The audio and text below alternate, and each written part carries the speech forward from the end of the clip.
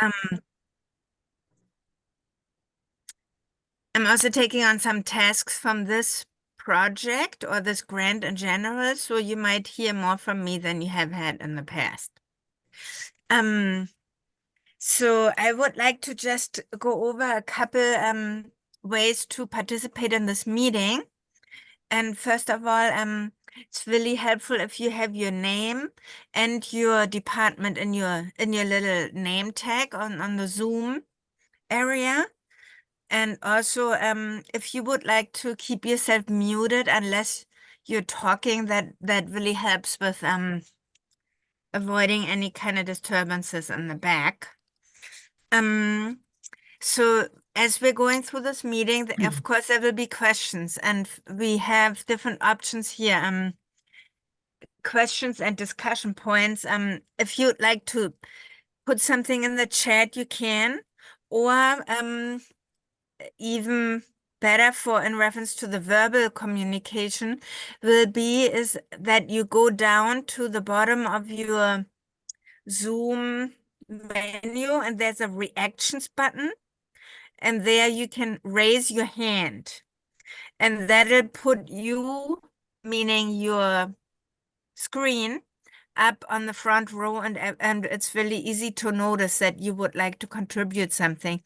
And then I will be calling on your name within the different discussion points, or move questions in from the chat as they seem fitting. Yeah. I think that's it for that. So I would like to pass it to Michelle. Thanks, Birbal. I just wanted to say welcome everyone to our second advisory group meeting. My name is Michelle Saduskas. I am the Oneida County Conservationist. I probably know most everybody on the phone call, so I really want to say thank you for taking time out of your day today to help us work through the Lake Class project.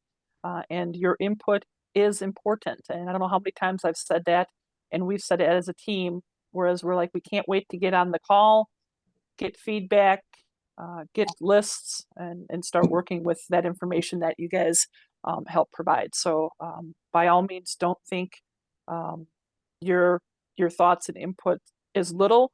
We really are depending on that. So thank you so much for your time and pop it in for our second meeting.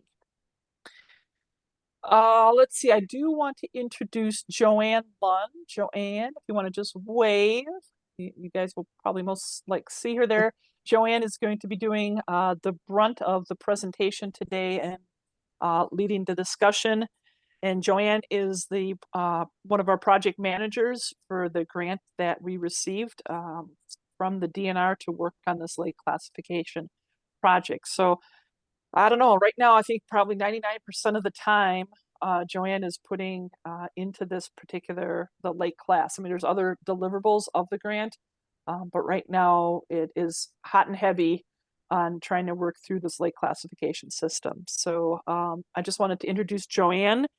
And what I would like to do is just, I know we've got a number of new faces here today, people that couldn't make the first meeting.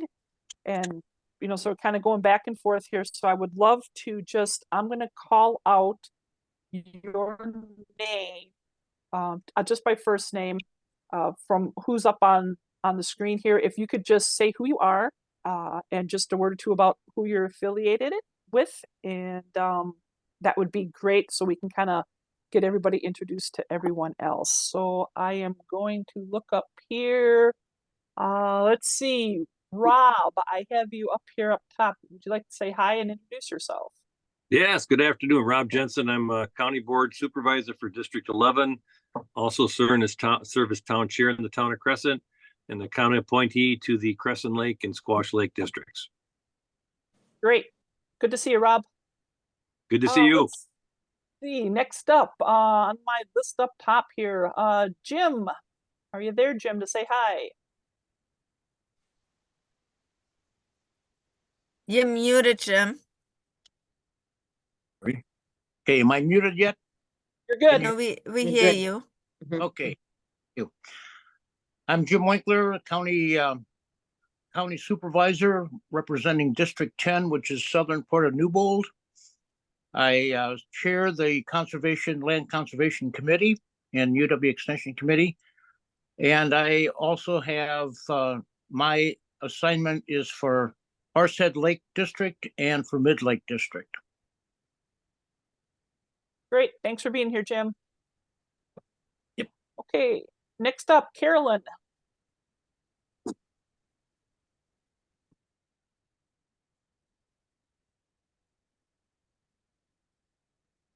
There she is. We got you, Carolyn. All right. Hello, everybody. I'm Carolyn Scholl. I am the director of Vilas County Land and Water Conservation Department. And I was just asked to participate and come up with some good activities and ideas for activities for this particular project. Thanks for inviting me. You're welcome. Super. I'm glad to have you on board today, Carolyn. Let's see. Debbie, I've got you up next. Yes, hi, my name is Debbie Crumpack and I live on Hasbrook Lake. I'm also part of the Hasbrook Lake Board and just happy to be part of this. Excellent. Good to see ya. Linnea.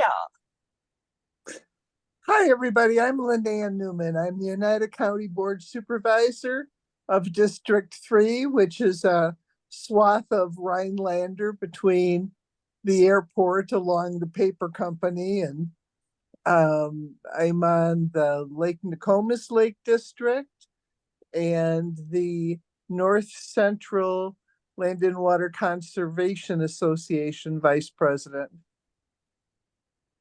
Good to see you, Linnea. All right, Sandy. Hi, I'm Sandy Eppen. I'm on the board of directors for Lake Mildred and Clear Lake Property Owners Association. And I am a part-time realtor at First Weber. Good to see you, Sandy. Nice seeing you. Todd, you're up next. Hi, I'm Todd Trosky with the Oneida County Health, Planning and Zoning Department. Every once in a while, that happens to me. I was there for 15 years. Anyway, so I was asked to participate, and we'll offer anything that I can in regards to anything that planning and zoning might be able to add to the discussion. Great. Thank you for coming in, Todd. Thank you. Dan, I've got you up next. Hi, everyone. Dan Butkus, treasurer of the Squash Lake Protection and Rehabilitation District, as well as president of Wisconsin Lakes. A lot of faces I haven't seen in a while. Carolyn, Pamela Toshner's name is there. So cool. Sandy. Hi, Sandy. It's been a long time. So this has been fun so far. So I expect this is going to turn out really well. Thanks. Great. Glad you can join us, Dan. Let's go to our other Dan, Dan H. Dan Hess, Town of Newbold Chairman. All right. Thanks for chiming in here, Dan. We're glad to have you aboard. Let's see here. Mike. Hi, everybody. Glad to be here. Mike Engelson, I'm the executive director of Wisconsin Lakes. So I guess I work for Dan Butkus. We are if you don't know who we are, we're the statewide nonprofit that works on lake conservation with individuals and lake organizations as our members. Thanks for joining us, Mike. Let's see. Lynn, I've got you up next here. Hi, my name is Lynn Markham. I work for Wisconsin Extension. I did shoreland related work helping counties for a little over 20 years. And we use lakes classification in that. Excellent. Glad to have you here, Lynn, today. This is a long list. We got a great turnout for today. I keep going here. So let's see. Next up, Scott.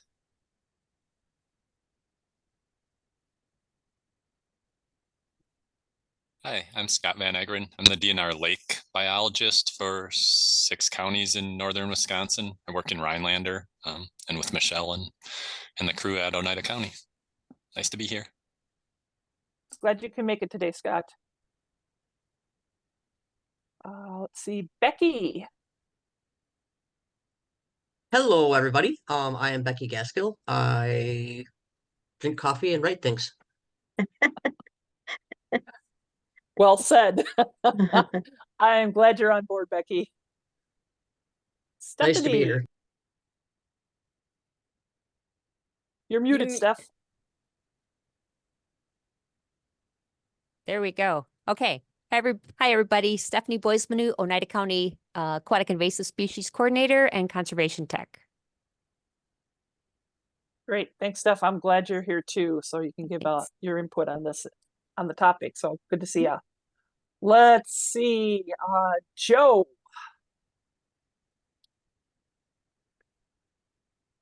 Hi, everybody. I'm Joe Pilarski. I'm the chairperson of the Mid-Lake Protection and Management District. Excellent. Thanks for being here, Joe. Thank you. Lauren. Wow. Hey everybody, Lauren Hayden with the Wisconsin DNR. I started with the DNR in November of this past year as the statewide watershed protection coordinator, and I'm helping to support the Healthy Watersheds High Quality Waters Assessment, which was included as part of this classification. So excited to be here today. Thanks for including me. Glad you can make it, Lauren. We're happy to have you on board. Let's see here. Just looking at the list here. Pamela, I don't think I've called you yet. Have I, Pamela? Nope. Hi, I'm Pamela Toshner, Wisconsin Department of Natural Resources Statewide Water Quality Planning Coordinator. And I used to work as a statewide lake and watershed protection specialist. So I'm here kind of in both those roles. And thank you for the invitation. Yeah, we're happy to have you here. That's super. I'm excited about the group that we've got today. So let me just go rolling through here just to make sure that I got everybody. And did I miss anybody? I think I've got everybody, but if anybody that I've missed, could you just maybe give a holler out right about now?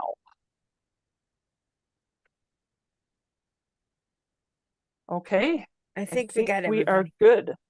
Yeah, I think we do too. So there are 20 of us here today. So we, I think, certainly have better, stronger numbers. I mean, we had a good meeting last time. We had good conversation and discussion, and really looking forward to today. We've got and we've got a good group on today. So thank you everyone again for coming. So I think with that, I think we're going to throw it over to Joanne, if I'm not mistaken here. So Joanne's got a little bit of a slide presentation, and we'll kind of lead things through the. Try this again. Will lead us through her presentation and the topics.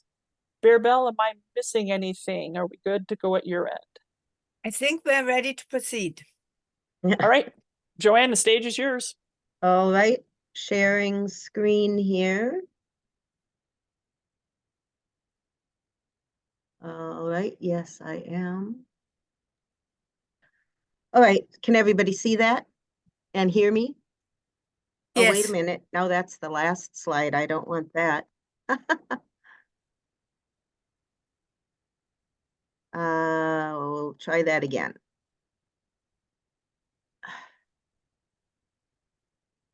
Okay, sorry about that.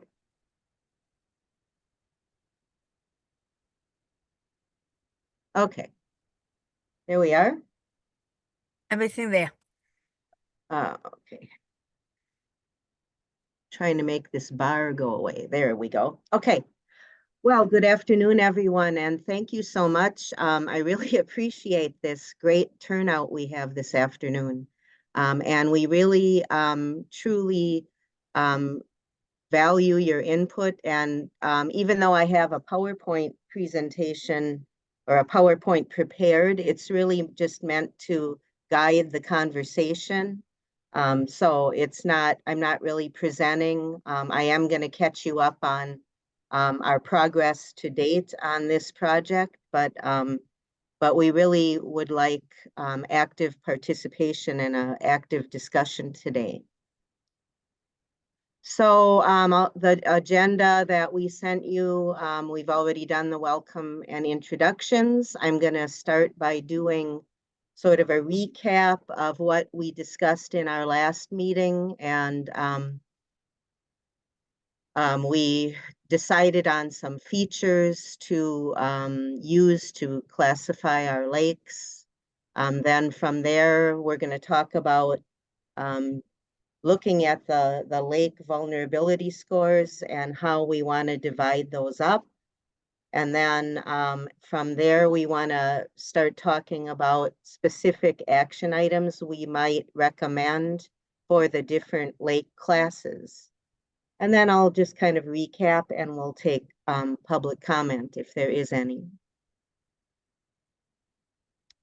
So after our last meeting, the first thing I did was I divided the data for the named lakes from the unnamed lakes, and that's because the data for the unnamed lakes is kind of sketchy and it's somewhat incomplete, so we couldn't do the same kind of analyses. But just to characterize the unnamed lakes a little bit, so there's 651 total, and 605 of these are less than 10 acres. 34 are between 10 and 30 acres, and there's 3 that are larger than 30 acres, and all of these are flowages. And I have a picture here of one of those 3 flowages because it happens to be one of my favorite kayaking spots. It's kind of a wetland off of Lake Nokomis. And I also looked up this morning, 250 of these unnamed lakes are less than 1 acre. So they're, tend to be quite small. But lion's share of our discussion today will be about the named lakes. And after our last meeting, we decided on 8 features by which to score those lakes by their vulnerability to outside stressors. So those 8 features that we looked at were the maximum depth, the surface area, the shoreline density, which was the shoreline length divided by surface area, and this is a measure of the shape of the lake. We looked at the health of the watershed within which the lake was located. And we also gave a score for whether they were on the healthy lakes list or the outstanding resource water, or considered a DNR outstanding resource water, whether or not they were on the DNR's top 300 invasive species protection list, whether or not they had public access. And this included lakes that might not have their own public access, but if they were on a chain of lakes that had public access, they were considered to have public access. And then the last feature was, rather than just considering a lake type, a simplistic sort of lake type, we used 3 different DNR databases to come up with a hybrid score of the lake hydrology and the natural community. So we use the features of the Clean Water Act, the Natural Heritage Inventory, and the Wisconsin Wildlife Action Plan to come up with that last 8th ranking. And moving on, so here are the scores for those named lakes. They ranged from 3 to 15. The lower numbers again are the more vulnerable lakes to outside stressors. The high numbers are the lakes that are less vulnerable. Over on the right, I have the same data, but in table form. And so this is a frequency distribution. So the size of the bar, I probably don't need to say this, but the size of the bar reflects the number of lakes that had that score.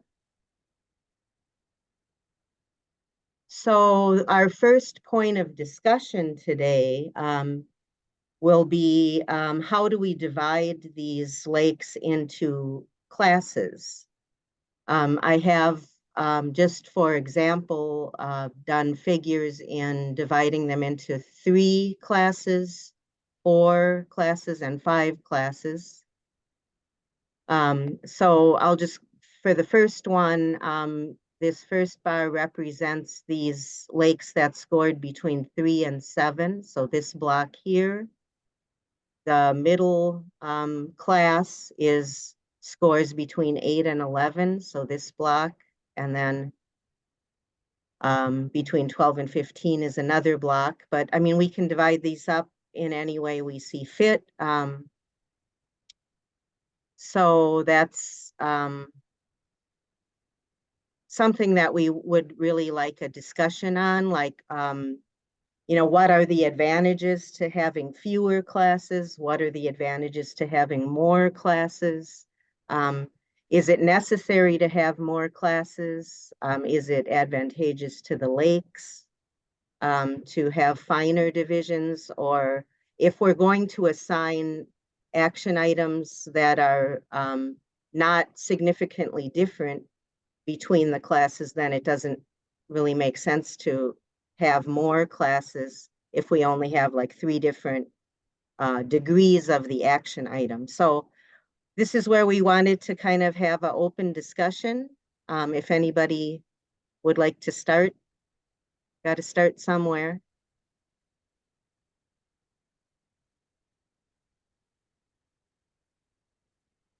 Thoughts on number of classes? Yeah, and just please raise your hand if you'd like to contribute something. Michelle? Yeah, I guess I just want to just give a maybe just a bit of backdrop. Jen, you did a really great job.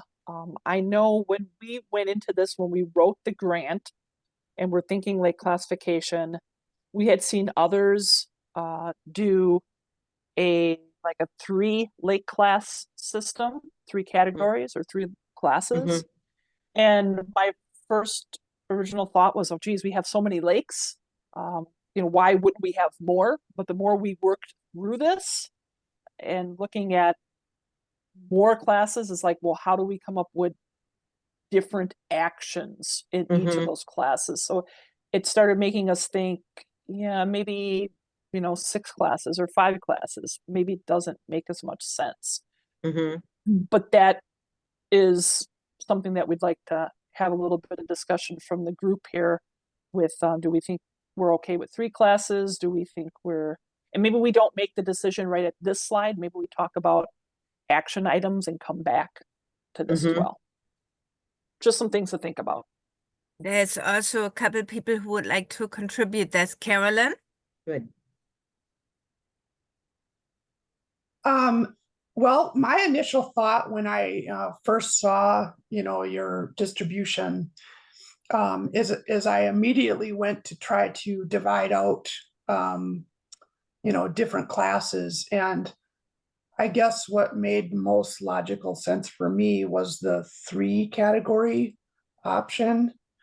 And my thought process behind that is, and you can take it or leave it, is just, you know, capacity for a county government to, you know, to try to cover all of the different, you know, types of things that we're talking about as far as activities. You know, the list could go on forever as far as how many activities you would try to delve into. And I think it might be easiest, at least in my opinion, to separate them out in 3. Thank you, Carolyn. Yeah. Then we have Becky.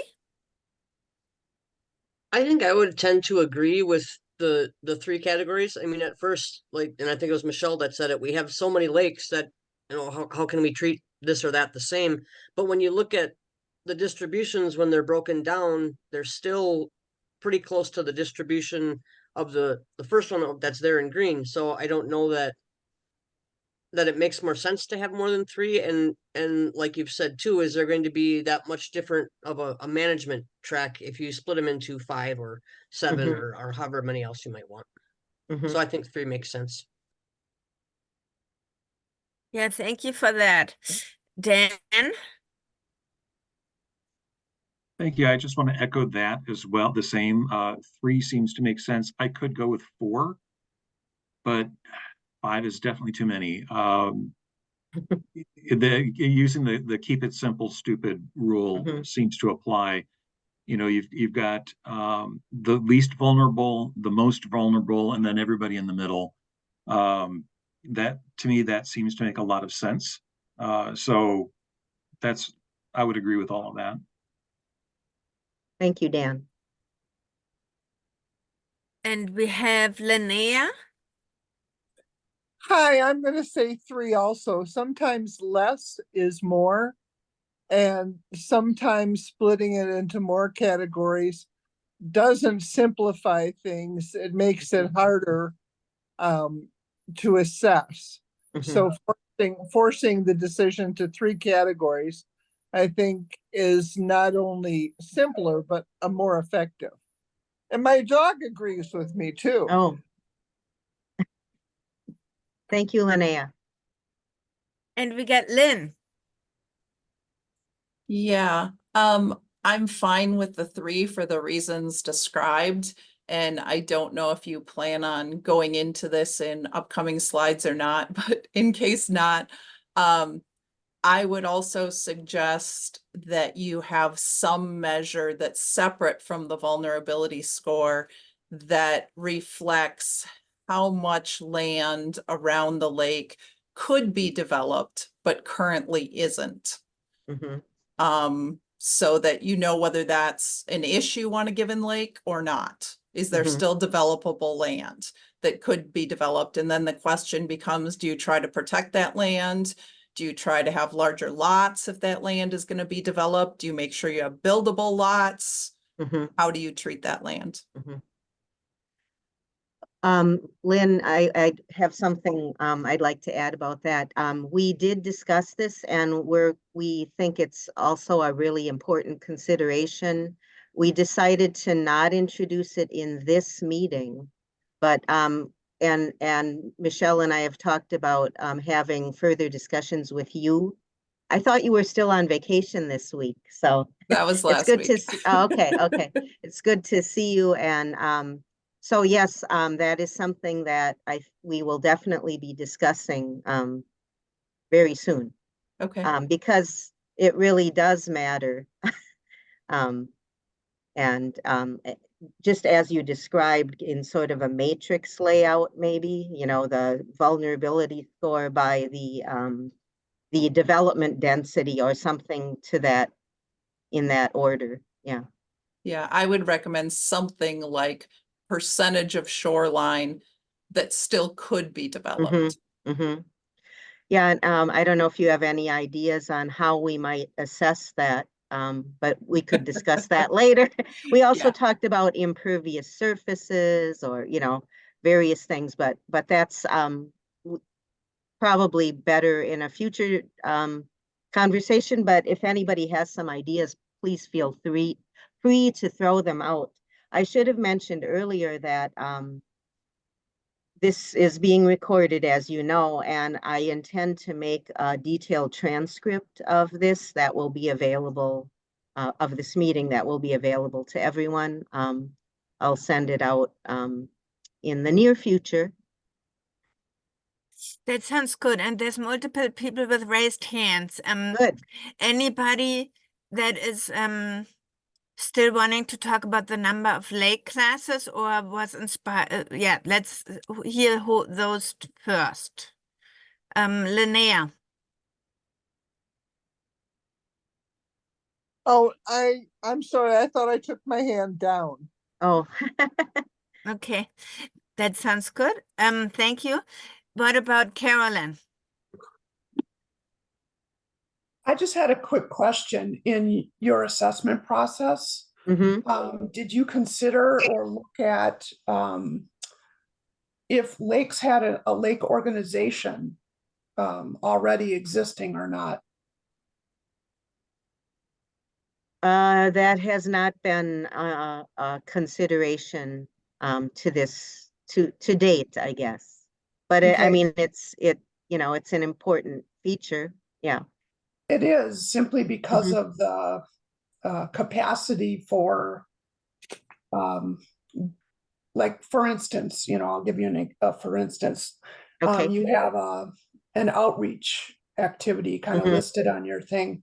And, who's going to take up some of that activity, I guess. And when you have a lake organization, that can be a big, benefit. Or if you don't have one, it can be a hiccup. Right.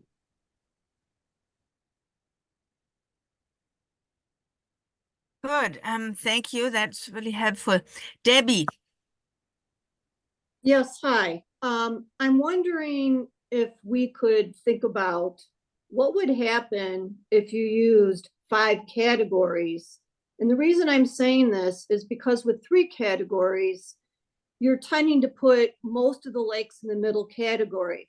Maybe not giving some of those lakes that are closer to the high and the low vulnerability ends a chance for help or to be looked at more closely than they would have if they were stuck in the middle. Although you would not have to come up with 5 activities. Could we not just use 3 activities in 5 categories? Something to think about. Yes. That's a really true. good point. Yeah. Just because there's 5 categories doesn't mean the activities need to be distinctly different, is what you're saying. Correct. Yes. Good point. Thank you. You're We're welcome. taking we all of have- this into consideration. Then we got Michelle. Debbie, thanks for your comment. I really like we can have 3 action items. They don't have to be 5 if we decide on a 5 category. And I did want to say when you had mentioned the middle lakes kind of being split out a little bit, for myself, the 4 category was appealing for that very reason. I like the 3, but the 4 I was kind of thinking and leaning, kind of like, yeah, that's appealing because it would have a chance for those middle big group of lakes to kind of be sifted through a little bit. So thanks for bringing that up. It Yeah, just makes us think totally harder. agree, Michelle. Totally agree. 4 for sure, but I sure would love to see 5. Yeah, thank you, Debbie, and thank you, Michelle. Any more on this topic right now?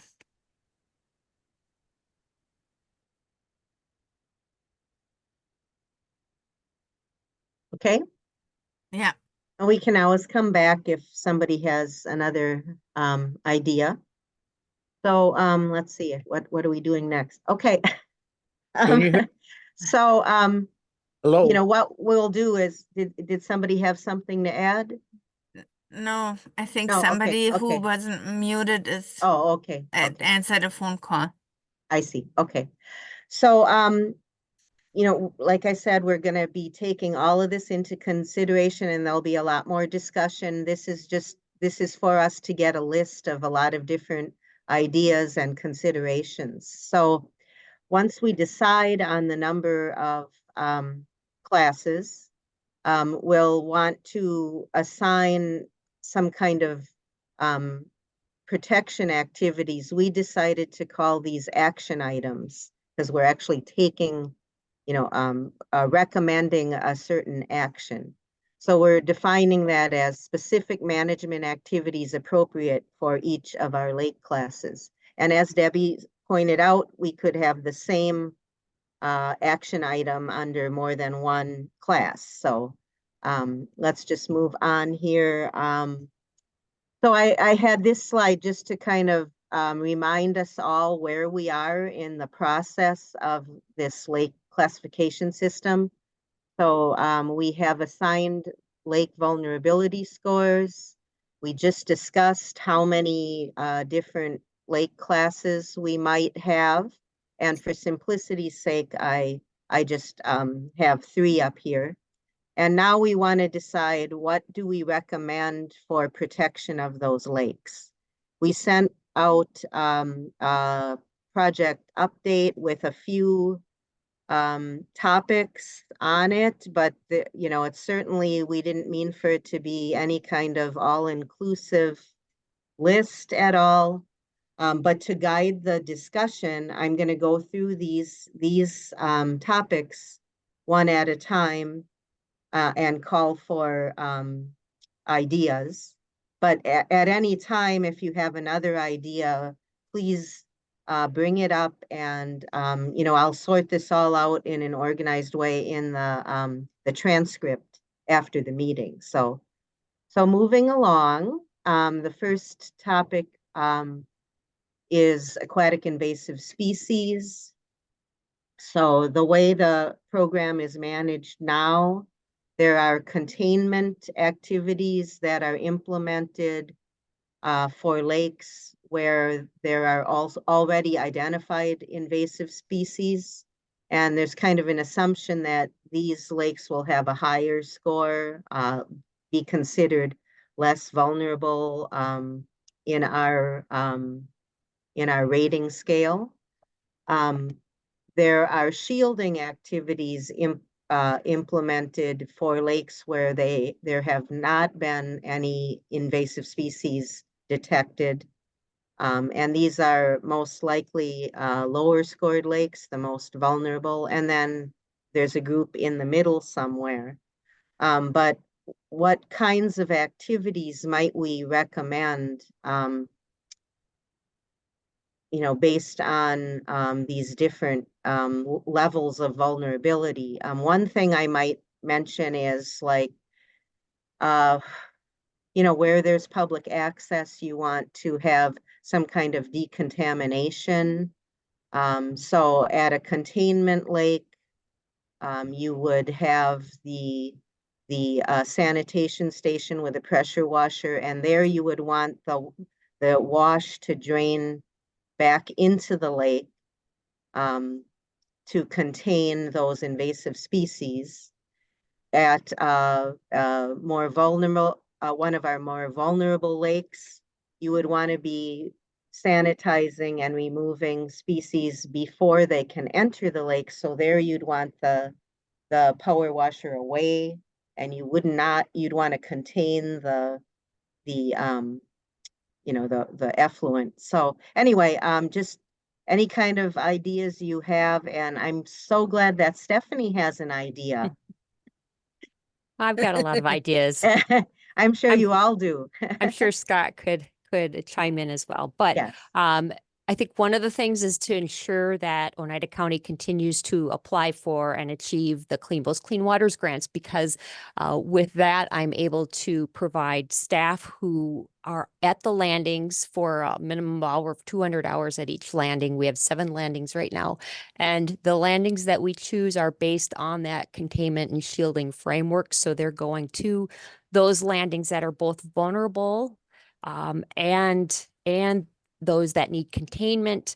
The ones that need containment are typically the big lakes that do have lake groups, but those lake groups are busy managing other boat landings, and or they don't have enough staff to provide, or volunteers to provide time at that landing. And then other lakes that we monitor are the vulnerable ones that do not have a lake association at all, or any kind of person to be there. So that's one thing. Decontamination, well, we can get into long discussions about that. Yeah. Yes. And then also, I think continuing to get the state's funding through the Lake Monitoring Protection Network allows the county staff to go out and monitor for AIS.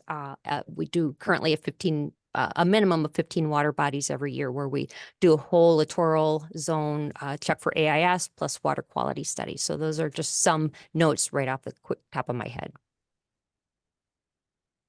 Thank you, Stephanie. We have Joe.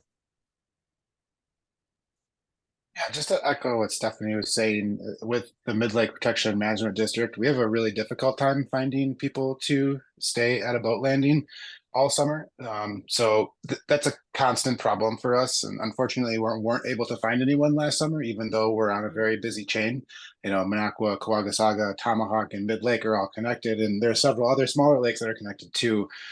So even with all of those big lakes, the channel boat landing, which is a pretty common place where fishing boats put in, it wasn't able to be monitored, at least by us, whereas in the past it has been. And that's really a staffing issue. So I don't know if we can recommend some things to help with that, or direct resources to that. Like Stephanie was saying, they have staff available. Just some thoughts. Thank you. Thanks, Joe. And we got Dan Butkus up. Hi, yeah, I just want to echo what Joe said, and I don't think it's just your lake, Joe. I think every lake across the state has difficulty finding volunteers. They have to hire people to manage boat inspections, and that becomes difficult due to cost. So, you know, that is an area.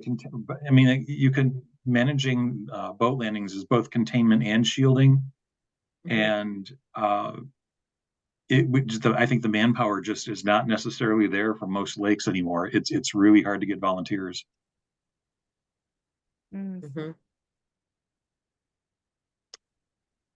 Okay. Good points. Yeah. Then we got Carolyn. I just want to echo what Dan just said, and I've already said it, but I actually think like you've got different like aquatic invasive species activities listed. You've got water quality activities listed. I think an actual sixth one on your list for activities, depending on whichever vulnerability or whatever class a lake is in, could be capacity building. Because like everybody has indicated, it's so hard to keep people and try to staff some of this stuff with lake organizations and with counties. So I think that's a highly necessary one for all activities. Yeah. Good point. And we have Michelle. Yeah, I just wanted to say, I think that's a really great idea with everyone bringing up the staffing issues. So it's not good enough to say we have an action item that says more CVCW coverage, because that seems to be a problem. So what does that look like? Is it those, those eye detector things, or is it something different? I guess we have to kind of like look beyond the current box where we're having the staffing issues. So that's really good. It's got me thinking. I think it's got all of us thinking. And Carolyn, I think you're spot on with capacity building. How do we make that look, and how do we make that work throughout many of those items or those categories? Or that's really good. Thank you. Yeah. Thank you, Michelle. Next up, we got Mike Engelson. Yeah, thanks. First off, I'll echo everything that was just said about capacity and staffing issues. I think that was all really good points. My question is, in terms of just the AIS issue here, like how the lakes that ended up in the different vulnerability scores, how the management activities relate directly to that, because it seems to me like there's really only one metric in that assignment of categories list that really relates to AIS. So just because a lake scores, slanted one way or the other Mhm. way towards vulnerable or not, how does that relate to what AIS actually are in that lake? And then just because there's one species of AIS in a lake doesn't mean that they're not, that lake's not extremely vulnerable to a completely different species coming in Mhm. that could tip Mhm. things in a whole other direction. So it Right. seems like it's you know, I don't have an answer, but Yeah. that seems like it makes it a very complicated question of Mhm. how to handle that. Yeah, it is. You know, we've kind of gone round and round with this too, because we feel like all of our lakes need these protections. But, and it's true that it's hard to say, you know, this action at this, in this category and this action at the next category. So it's very complicated. We're trying to come up with as efficient and useful a system as possible, you know, working in this hugely complex project. And I forgot to say in the initially, as we started with our action items, that let's not forget about climate change as we go through the process of developing these different action items. So another layer of complexity on top of everything else. But we do just want to throw around a lot of ideas today, just anything at all, and to help us sort through all this. So I will listen to other comments now, or more discussion. Thank you, Joanne. Yeah, we got Mhm. Scott up, Scott Van Yes, Ageren. Scott. Yeah, I was just going to echo kind of what Mike said. You know, especially for AIS here, it Mhm. seems like, you know, a lake could be high scoring, but not actually a lake where we want to contain. And I guess Mhm. I'm looking through the list and just trying to understand what a score means in each category or how Mhm. it became high or low. But what I can kind of tell is in the AIS column, so the ones that have a 0, I think are the ones that were on the top 300 AIS Mhm. prevention list in the Yes, state. that's correct, because the lower numbers are considered the most vulnerable to outside stressors. Okay, but that list, those 300 AIS prevention lakes in the state, like the Mhm. idea there is those are the lakes where containment should happen. They're the lakes that Oh. have the most boat landings and the most invasive species probably. Mhm. Um, Oh. so I guess I just wanted to say that. And then like the boat landing column too, I just pulled up like Lake Tomahawk and Minocqua just to like think Mhm. about lakes that are big, have a lot of people coming and going, and also have invasive species. Mhm. And I think they're both 0s for AIS and for boat landings, Mhm. which are the two things that are kind of tied to the lakes where you'd want to contain invasives. Mhm. And maybe I should have explained that prevention list better in the first the first time we met. You know, I think, and I agree with what kind of everybody else said in thinking about how to activities for AIS that Mhm. have brought things up so far. But for AIS in particular, like there are 2 columns in that spreadsheet, the AIS prevention list, Mhm. and then whether they have a boat landing, and that's just a yes or no. Mhm. But I think both of those being low would probably lead us to actually contain. So in this case, it might be like the lower scores if we're just thinking about AIS. Mhm. You know, and it might be this way. We might come to this for other categories too, where there's a particular vulnerability score of the 6 or 7 you kind of use that makes sense to think about activities, specific activities. Like this one just strikes me that way. Mhm. Like if we're thinking about where to prioritize AIS activities, we might want to first and foremost think about the AIS vulnerability Mhm. columns in that spreadsheet. But I mean, I'm willing to listen. You know, I know you spent time kind of coming up with a total score, but Well, it can be redone too. yeah, Adjustments can be made. It's not that difficult. And I did think the prevention list, because it's called a prevention list, meant that it did not have a lot of invasive species. Sure. Well, yeah, I can just give like a couple sentences of backdrop there. And I just saw something come from the Forest Service about how to best prevent species in the last week too, like a research thing they had just done. Mhm.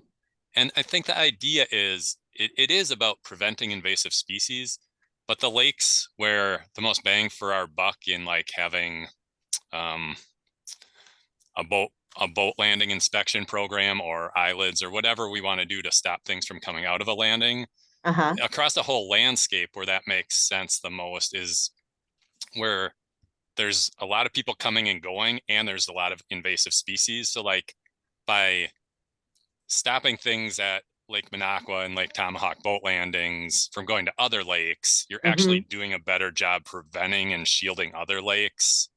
That makes And sense. you know, Yeah. so I think that's why that Mhm. 300 lake list in the DNR's grant guidance is basically the lakes that have the most landings, are biggest, and have the most AIS species already I are the see. ones that get more points, because we want prevention efforts at those landings for sure. Mhm. Okay, and regarding that's, I mean, I'm glad you said something. And regarding the boat landings, we were looking at lakes with, 0 to like 5 or more boat landings. And I guess in the end, we decided that we couldn't really evaluate how much more at risk a lake was that had 2 landings, between 2 and like 4 landings. So we decided to make it simple and just do public access or not public access. And maybe that's an oversimplification and we should revisit that as well.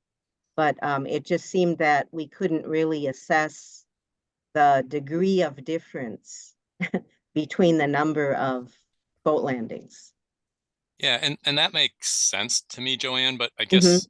guess I'm just looking again at a specific example of like Lake Tomahawk. Mhm. And so I that's kind of what I assumed you had done. It's public access or not. So Lake Tomahawk has public access, Mhm. but so that's a 0 score. So that would mean, again, a lower score. Mhm. But in this slide, you're saying you want to do containment at higher score. So Okay. is that Yeah. that's I guess Okay. where I Well, was just a little confused. we were saying they were more vulnerable because they have public access. But Yep. yes.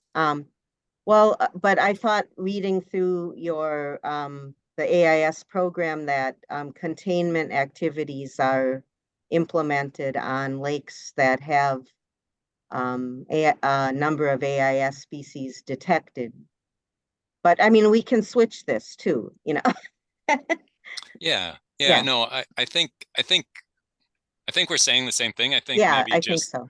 the slide, what I'm pointing out is the lakes that maybe have more boat landings, more AIS and more AIS might be the ones with lower scores. That's all I'm saying. Okay. Duly noted. Yeah. Okay, should I go on to the next general topic? But is there anything else on aquatic invasive species right now? Or the containment and shielding? I just have a comment and I'm kind of wondering, with the whole group here, did you want us to just generate a bunch of different activities in each category? So you can, maybe add to it, or is that what we're going for here? Also, I guess also. Yes. A general discussion is good, like we're having, but also if there were ideas for really effective, specific activities, those are also good. So just a general discussion. Okay. Taking anything, yeah. Okay, well, one idea I had for Oneida County would be, depending on how you'd want to take this, is ordinance creation. So depending on, which, the county could do an ordinance you know, for instance, on the containment, you know, you could do an ordinance creation process, you know, to contain those species within those lakes. That was just one idea. It could certainly go further than that. But that's, you know, work or, you know, labor intensive, I guess. Or even municipalities might want to consider that kind of activity. Yeah, thank you, Carolyn. Those are really good inputs. Stephanie had a hand raised. I was, excuse me, I was just going to mention that we do have just a general ordinance that was written years ago. And I feel that it is lacking in several ways. So I think Carolyn has kind of a good point. It would be incredibly labor intensive though to bring it up to standards, but to also include language like she was saying that would be more specific as well. Possibly added to it. I don't know. Just throwing that out there. Yeah. Thank you. Yeah. Anything else on this topic, or shall we proceed?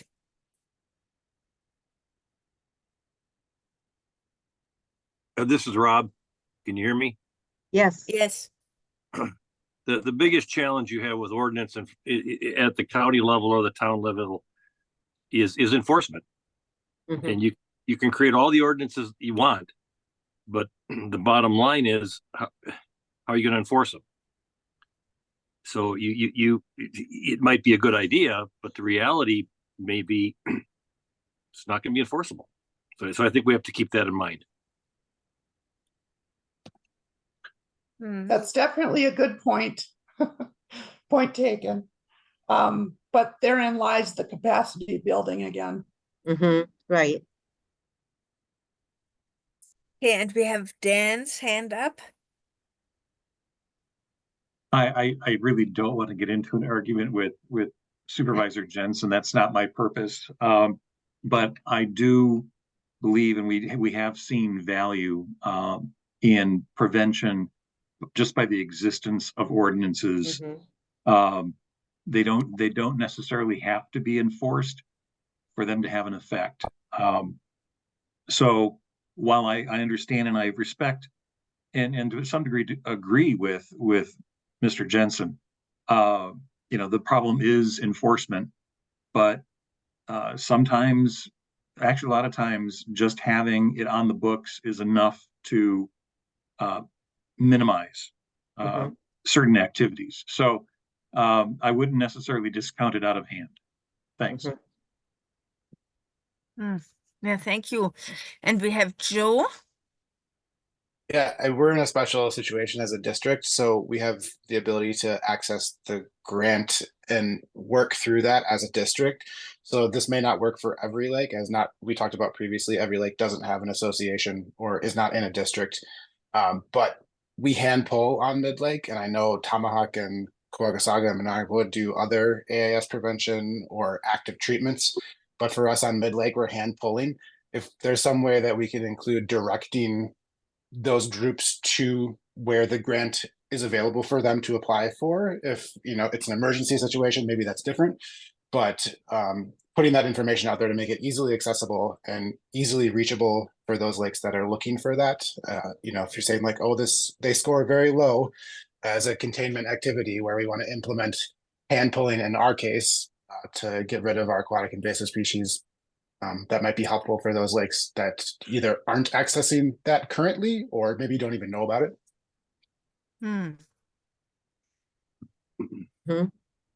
Yeah. And we have Linnea.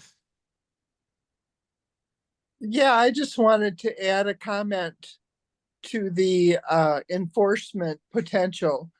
When you look at law enforcement's priority list, there's no doubt that conservation is going to fall at the bottom, you know, of the list of priorities of where they send their their personnel. The only thing that has worked in the past is peer pressure and photographs. Mhm.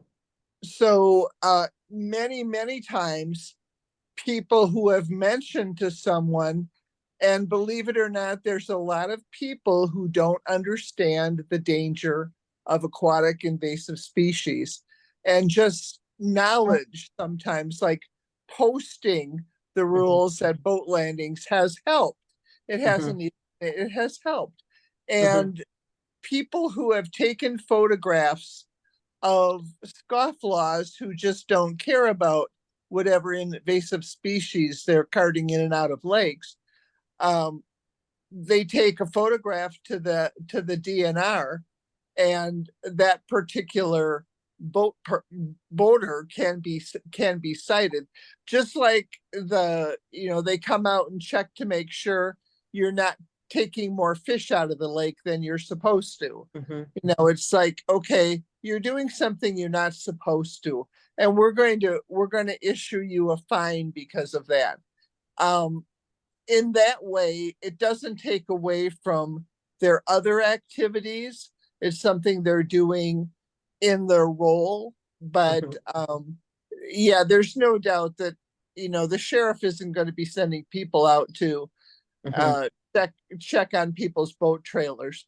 But I really have a lot of faith in peers just sharing information with other people, saying, just like wave runners getting too close to shore, a lot of times people will tell them, and you don't want to be the least popular person on your lake. So there's a lot of ability to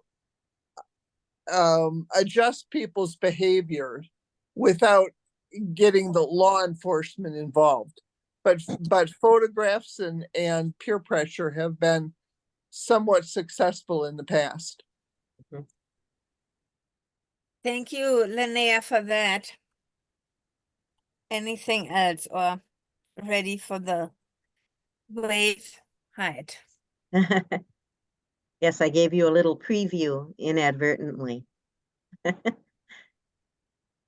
I think we'll move on because we can Yeah, always come back I to think so.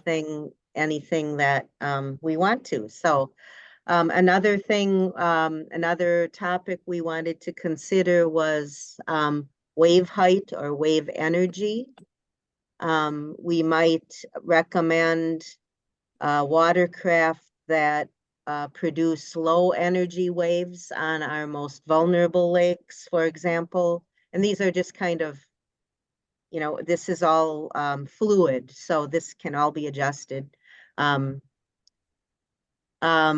We might recommend watercraft that produce a moderate energy wave on lakes with the middle ground, like fishing boats, speedboats, pontoons, etc.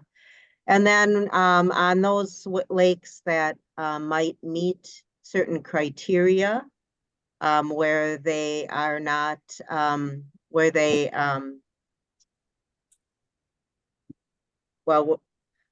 so we might provide some guidance for use of hired craft that produce higher energy waves where certain criteria are met.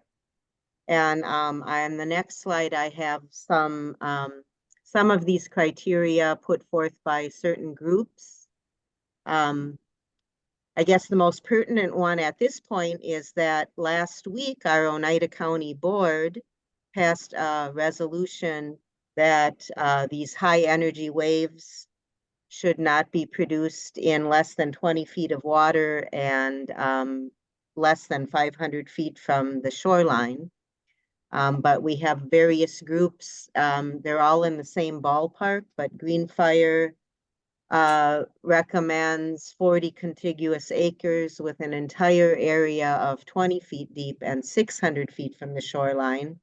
And Lakes at Stake is pretty similar to Oneida County Board's resolution. And the town of Newbold in January passed an ordinance that boats producing enhanced wakes need to operate 700 feet from shore at a minimum, and on lakes at least 1,500 acres in size. So at any rate, going back to a discussion of this, and this might not be as debatable, I don't know. So any comments on that?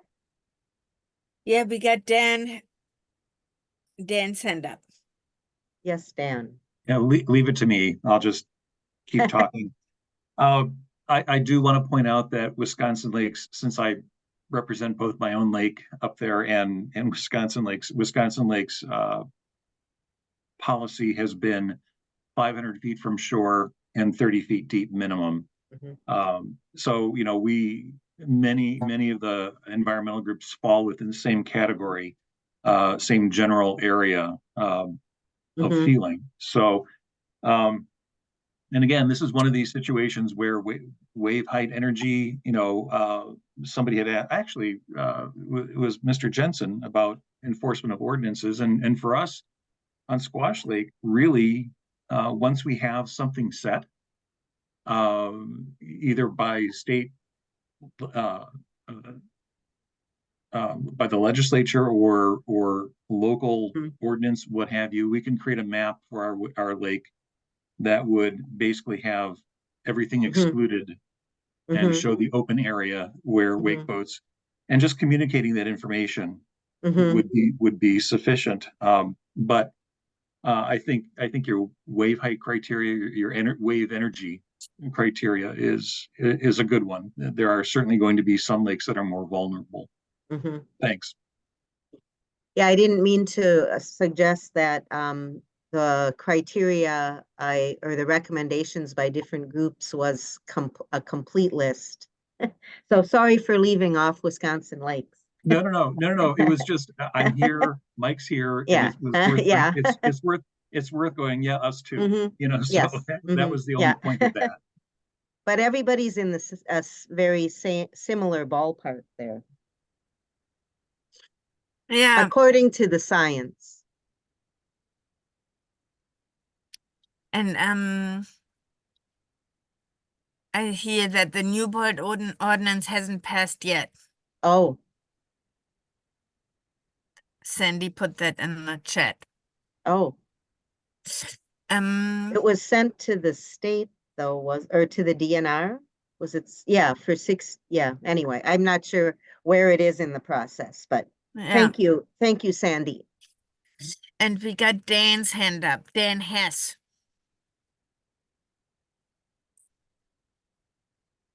Yeah, I just wanted to say that the Newbold ordinance hasn't passed yet. It goes to public hearing on April 6th. Okay. And then that ordinance, it's a 1,500 acre or less lake. So it doesn't have the 700 feet. Oh, it doesn't. Okay. It does not. I will amend that. Thank you for that input.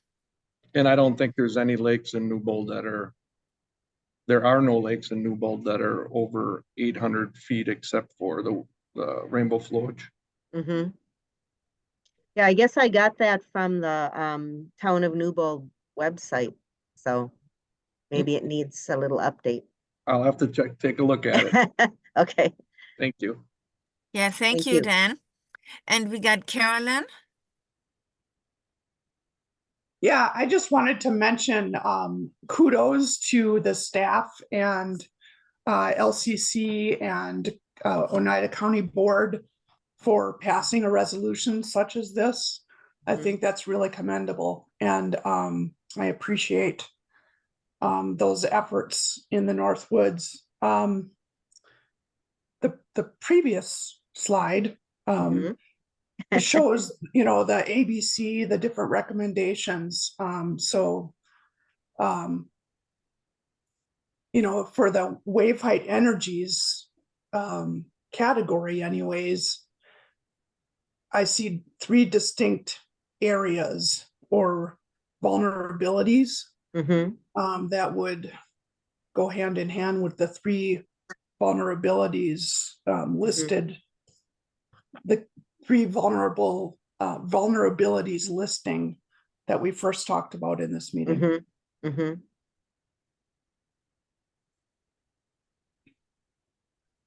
Well, you know, and then another point that I've been seeing recently too is under category B, you Mhm. know, you can name the types of boats, Mm-hmm. but I think you need to talk about the waves produced or the Right. wakes, I should say, Mm-hmm. because for instance, you know, a pontoon boat, you could have the tri-tune boats that are coming out now, in wakeboard mode. Oh, So, I see. yeah, so you might want to consider, you know, wake instead of height of wave, Uh-huh. Yeah. wake Or wave creation. energy. Yeah. Yeah, and Yeah, you and I know, don't know how you'd measure that either. This was just kind of to throw out the idea, but yeah, right. yeah. You know, and you've done great. I'm just amazed at the work that's gone into this project so far. Well, Thank thank you, you. Yeah, and Carolyn. I don't know how, you know, this in the final product, it will probably be worded and, you know, differently, but yeah. I did not know that you could modify a pontoon to become like a wake boat, but you know, my idea of watercraft is a kayak. So what do I know? Well, we got Mike here. Yeah, my little reaction there, I was sort of accidentally applauding Carolyn, but I agree with her, so I guess that worked out. I would think of this more as what the activity is rather than the watercraft, because you could have a wake boat Mhm. On a lake not operating in wake creation mode that is, you know, just Yeah.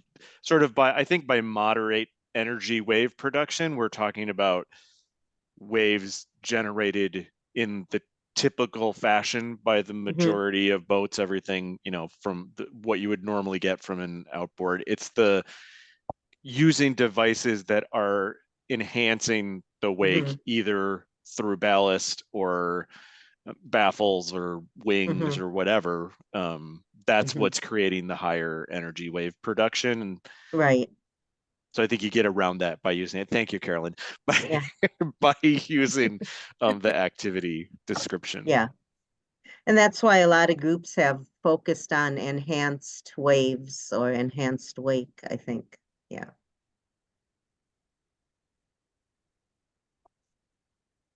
Anyone Okay. else? Nobody has a hand raised. There's Joe. Okay. Thank you. Sorry, just one thing to consider. I think, you know, we're obviously hearing a lot about regulations or ordinances regarding all of this, but something to consider going back to the previous topic about how are we implementing these things. Obviously, we all want to protect the lakes, but as we start to narrow down the list of lakes where people can do these things, you're going to put pressure on those lakes even more for these activities. So how are we accommodating for that? You know, we're talking about less AIS, right? So we want to protect the lakes by inspecting the boats. And, you know, I heard a lot about ballast lately and things like that in a couple articles, which are all great, but who's paying for that to do that? Is the boat owner paying for that? Where's the facility? Like just something to consider as we start to pressure these bigger lakes. That's going to happen if people want to continue to do those things. So that means more boat traffic, but that also means more boats from other lakes going to a different lake, which means the potential to transfer invasive species. So just a thought. Right. Right. Unfortunately, yeah. Okay, I'm gonna just move on then. Beyond that. Okay, another topic, and again, we're just kind of throwing things out, and anything related or, you know, more specific, but these are just like broad topics to initiate conversation. So another topic might be shoreline buffer zones, where in a lake that's closer to its natural state, probably has more natural shoreline, so we'd want to make efforts to maintain that. And then in the other two categories, really, we'd want to either increase the amount of natural shoreline or restore, increase or restore. You know, I think we all know what the benefits of a buffer zone of natural vegetation, an undisturbed area are. So does anybody have any thoughts? Joe, is that your hand up afresh, or is that from the last? I think that was probably from the last one. Oh, okay. Okay. Anybody have any input or comments on the shoreline buffer zones? Mike? I think this is a good place where you could consider, where you don't have to consider ordinances or regulations necessarily, where incentives can come into Mhm. play, or even sort of coupling this with a look at, you know, on the lakes that are most vulnerable, where you want to increase natural shoreline, or even the places where you want to restore. Is there capacity? Is there a lake organization? Is there other Mhm. capacity to implement a healthy lakes grant program Mhm. set up for that lake? It's so the actions may be less about like forcing people to do certain things that, than like, even I'm even thinking it could be directing work product on the part of the county to sort of to help foster, if there's not capacity on that lake, to help Mhm. foster it, or Mhm. provide education materials to the local, to that town, to try to get the town to maybe get participate in a healthy lakes program or something like that, Mhm. along that line. Yeah. True.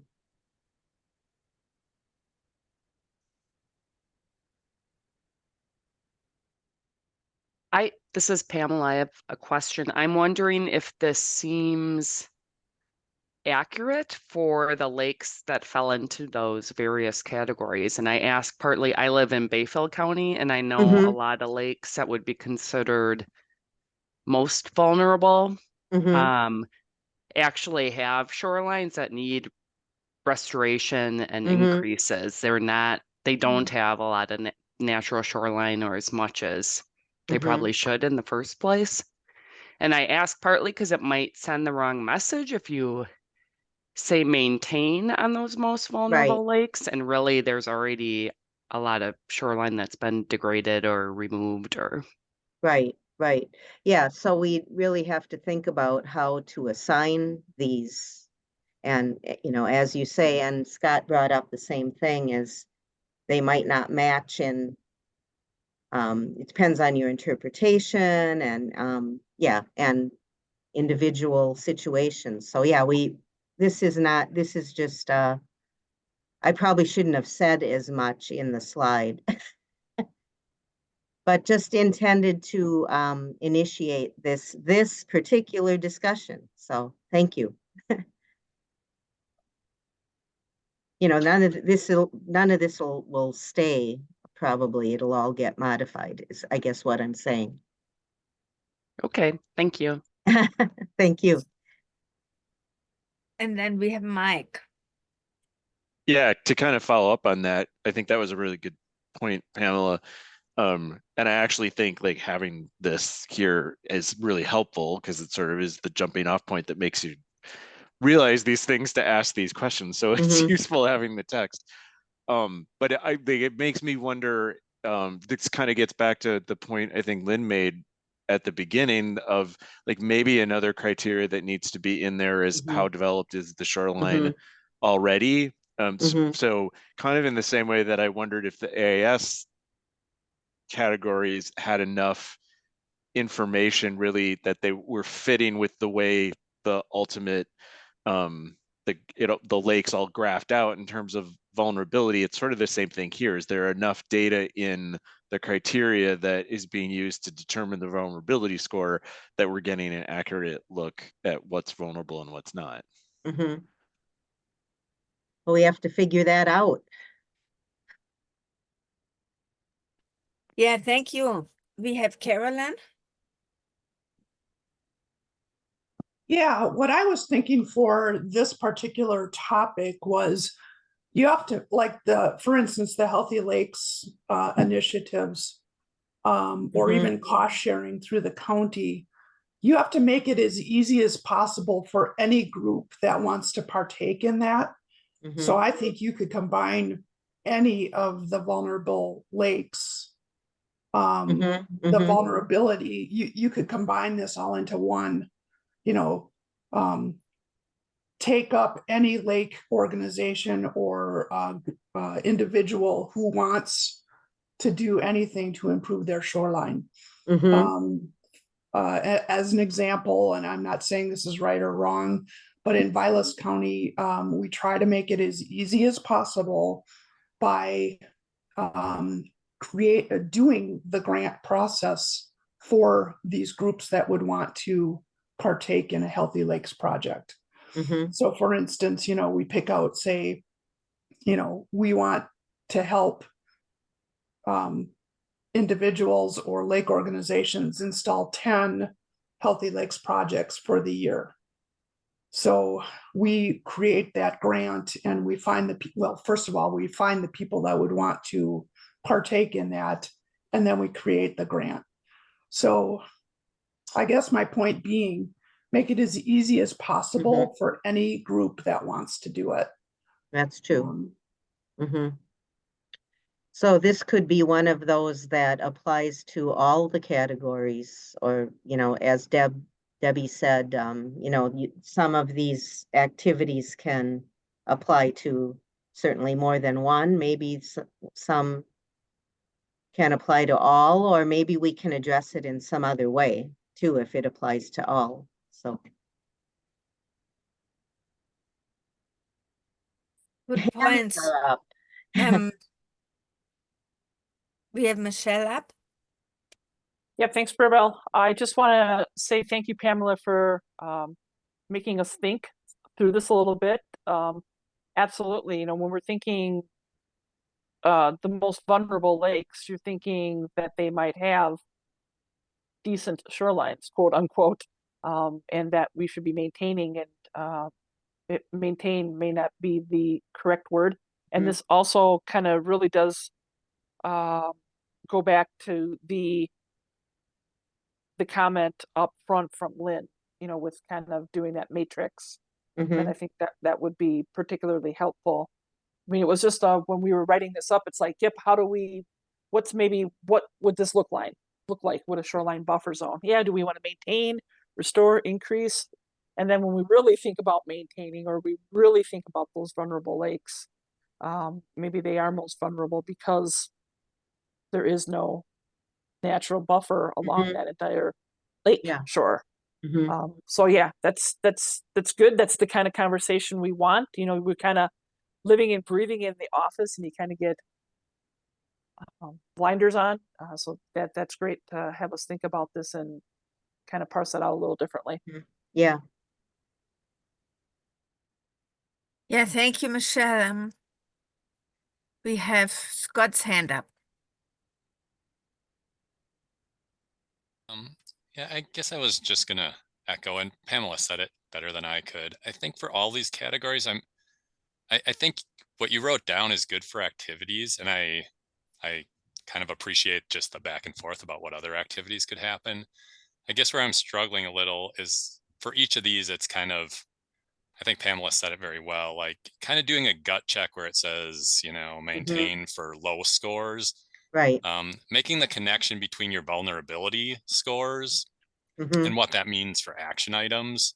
So I guess one thought, maybe at some point it would be good to have like written out as documentation how you got to a vulnerability score for each of those categories you talked about earlier, like what's high vulnerability and what's low vulnerability. Because I know we kind of talked about that like in our first meeting, but just having that clearly articulated and written down somewhere, how, like, I'm just gonna think of one score, for shoreline development. Which is it, lakes that are really convoluted that are vulnerable, or lakes that are like a perfect circle? And just like having that written down for each of the categories, what's vulnerable and what's less vulnerable, because I think that helps give us all something to gut check against. and that's okay. I mean, like I said, I think this conversation's good. And then I think Mike also kind of said this, but I'll echo it. One thing for an activity here for shorelines, and one category that wasn't included in the vulnerability ultimate score, and that's okay, but it might be an activity then, is like Mhm. the percentage of the shoreline that's developed. And if people don't know that for a lake, that might just be an activity. The DNR has Mhm. a shoreline habitat assessment protocol, or there might be other ways to get that information, but just doing Mhm. some surveying work to understand how Mhm. developed lake is in the overall picture compared to other Mhm. lakes in Oneida County might Mhm. be helpful for county, state, staff, and for the people that live on that lake to know. So like Mhm. a survey might be a good activity. Yeah, so we have discussed that, and we were planning to discuss, to come up with some way to include that. And then I just wanted to say to include some kind of a assessment of the level of development.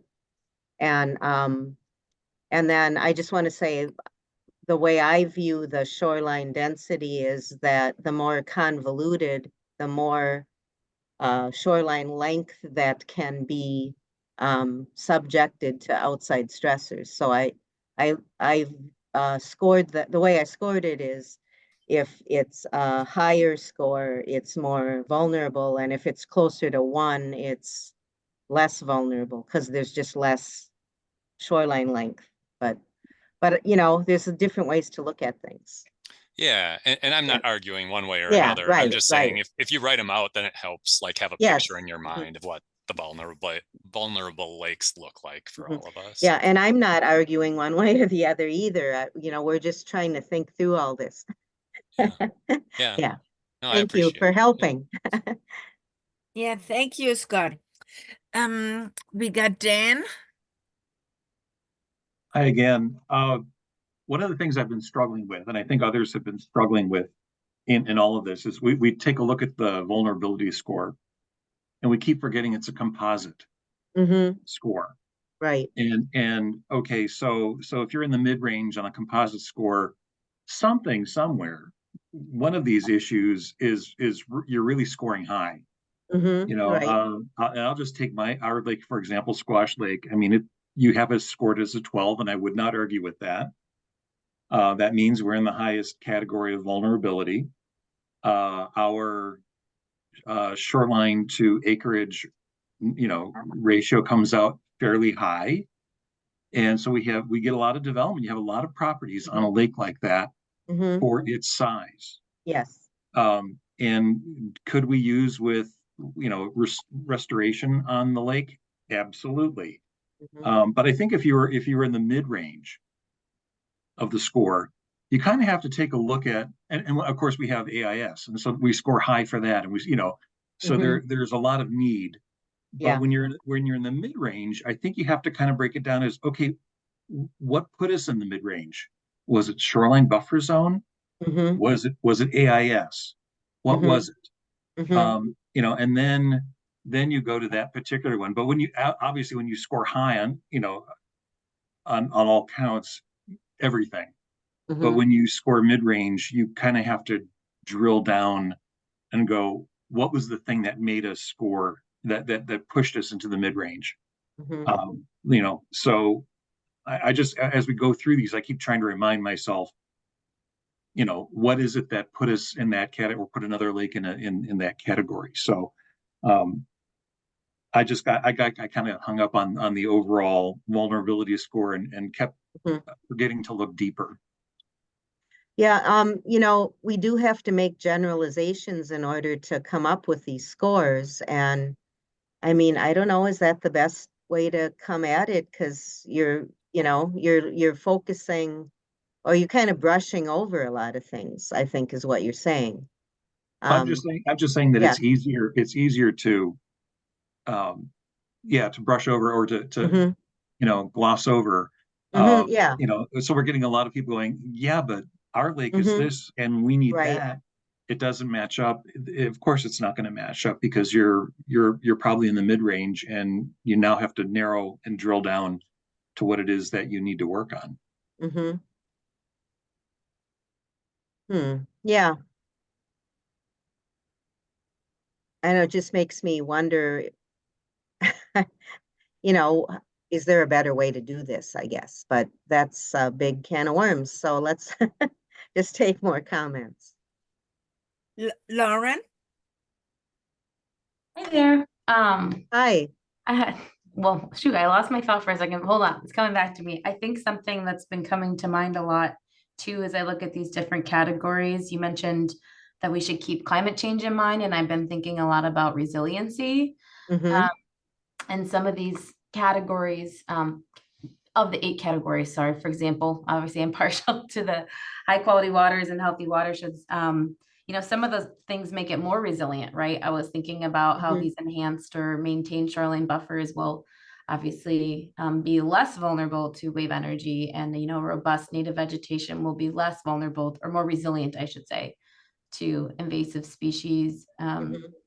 So that was something that came to mind. And then I just want to make sure that I am assuming correctly that if it was a high quality water, it got a score of 0, which means it was Mhm. more vulnerable. Gotcha. And then same thing for whether it's in a healthy watershed. And as Yes. you guys probably Yes. are already know, that natural land cover does play a big role in that score. So Mhm. that's obviously not a reflection of the immediate shoreline, and that's a need Mhm. that has been brought up several times, but that's Mhm. another good metric for resiliency, that a lot of those priority watersheds do have a very high score for natural land cover, which is going to help in the long run. So not Mhm. commenting anything specifically on Yeah. this activity, but I think this all ties in really well to that concept of climate resiliency that you mentioned earlier. Mhm. Yes, your assumptions were correct in the scoring, at least to date. Yeah.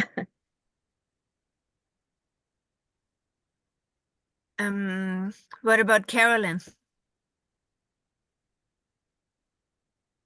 I want to take further the idea that Dan just brought up, in that when you pool all of the lakes vulnerability scores, you are trying, you're kind of like, what made them go over a particular score? You know, Mhm. what made it vulnerable or not vulnerable?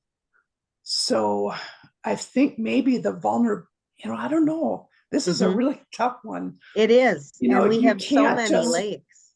yeah, and you can't just plug them into a spot. You have to Mhm. consider why, Mhm. you know, what is their vulnerability? Mhm. You know, are they full of invasive species? Do they have high density shoreline, higher population? You know, things like that. Mhm. Not, you know, and this is not to say that what you've done so far is not valuable, because it is, but maybe it's just a little more complex than that. Mhm. Well, you know, all this can be modified, and you know, yeah, we're just you know, we're just, I guess, you know, Trying. trying something, and you know, Yep. it may look very different at the end. Yeah. Yeah. Um, I do think, you know, Dan's point though of Mhm. Right. why it has been, you know, deemed vulnerable or not vulnerable is Mhm. important. Mhm. Well, we're keeping in mind, or at least I was vulnerable to outside stressors. So, you know, there's a little bit of a caveat there, but they all are. All of the lakes are. So anyway, should we go on? Yeah, we have a little bit Okay. of a discussion on the chat. Oh, okay. Oh, But I see that. Yeah. I'm not sure that, you know, I think we can still go on because Okay. this might be able to be contributing Yeah. Okay. as you do the transcript. Yeah. Okay.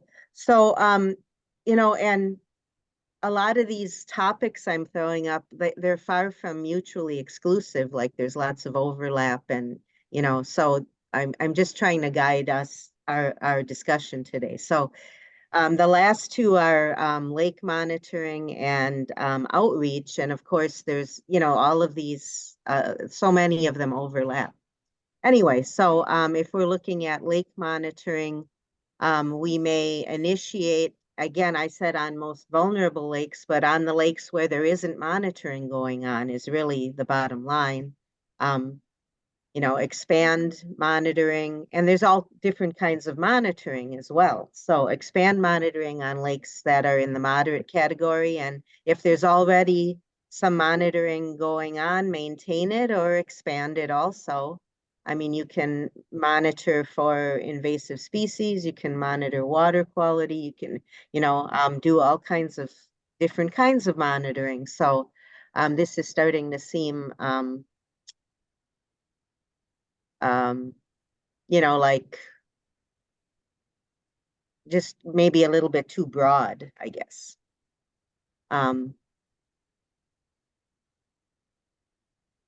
And like the last topic was outreach, which, you know, again, it's very broad. There's a lot of overlap. You know, if there is a lot of outreach. Again, this goes back to like capacity, that we were talking about building capacity. You have to have the resources, but you know, expand where there isn't, and begin or increase where there is. I mean, initiate where there isn't, and expand or maintain anywhere else. So I guess just general comments on monitoring and outreach efforts at this point. And Michelle's Michelle. better. Yeah, I just want to make sure everyone knows and just remembers that these are what Joanne has on these slides are really broad. They weren't meant to be the action item. No, not at all. Yeah. So if we're maintaining, and I know we're looking at, well, do we really maintain on less vulnerable, or do we increase or initiate? And right. Those are great questions, but it isn't necessarily that particular action item too. What does maintenance look like? What does increasing look like? Whether it be more workshops, focusing news releases. Those are more the action items. I mean, we have to really kind of drill down a little deeper than just initiate or increase. Right.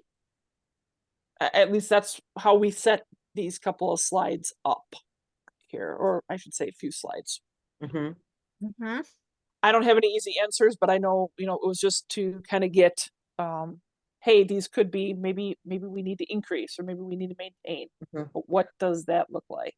Yeah, what would we do to? Right, what would we do? That's where we need those action items from the group. Yeah, like has anybody found a particular manner of outreach to be effective, or a particular kind of event? Or one idea I have that just sticks with me is we have number 1 rated watershed and a number 3 rated watershed in Oneida County, and something like a watershed festival or something to bring awareness and pride in the fact that we have these incredibly healthy areas. So I don't know, just what kinds of things might we do? Yeah, those are really good questions. Mike. I'll answer that with I guess it depends. And I think this is where it gets into, you have to drill down into what created the water body to be vulnerable in the first place. So let's say that we're using this to prioritize where education efforts would be, like maybe it's more important to do on a lake that has come up as vulnerable to see if there needs to be some outreach. Why is it vulnerable? Is it because of an AIS problem, or because of a shoreline problem? And then the action items to do that kind of education might be different, where AIS might be make sure you have people at the landings and good signage and things like that, but shoreline might be, you know, trying to get homeowners to come to a event to learn more about Healthy Lakes grants or something like that. So it depends. Yes. Anybody else?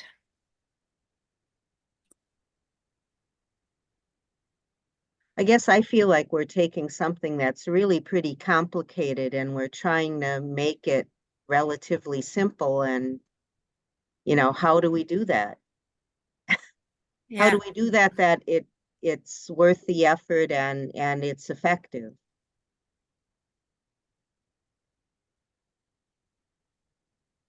we got Lauren's hand up. Oh, good, lots of hands.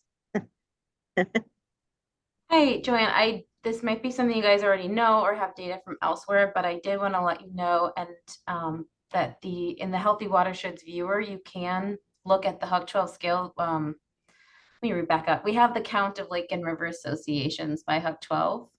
So right. that going back to earlier conversations about capacity, that could be a good idea about looking at where there's opportunities in those watersheds. And then on your idea of like a watershed festival, at the very least, I just like the idea of bringing partners together across the watersheds and, that increases the sharing of ideas, getting neighbors together.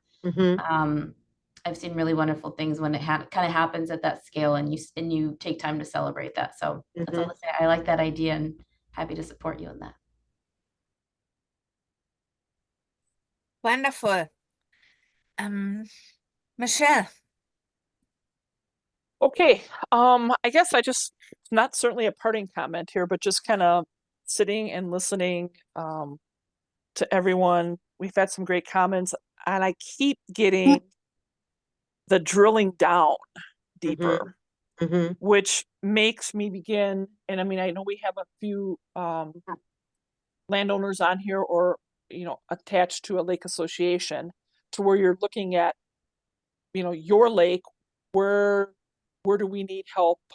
What do we need to do? What makes us more vulnerable? And I don't know if those are easily answered with, at least that's what I'm getting the feeling here, looking at a 3-lake class or a 4-lake class system. You're still going to be in a particular class. And it seems like we still need to drill down deeper. And that's kind of at least what I'm getting from a number of comments here. Mike, you just said it really eloquently here.